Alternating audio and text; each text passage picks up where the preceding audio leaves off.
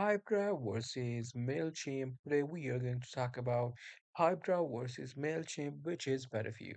So here I have this comparison table which will demonstrate the difference. So the first thing that we will talk about the pricing.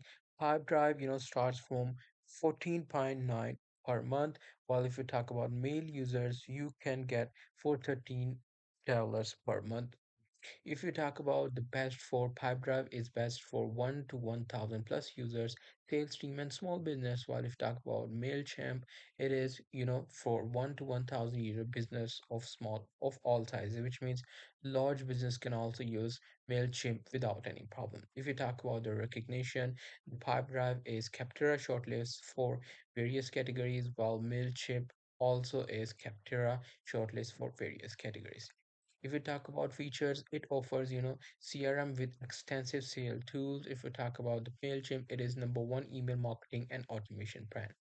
If we talk about reviews, users are satisfied by 4.5 and ease of use by 4.5 for Pipedrive. If we talk about the user satisfaction of the Mailchimp, it is 4.5 and ease of use is 4.4, which makes, Pipedrive more easier to use. So that's pretty much it. Hope you guys find this very helpful.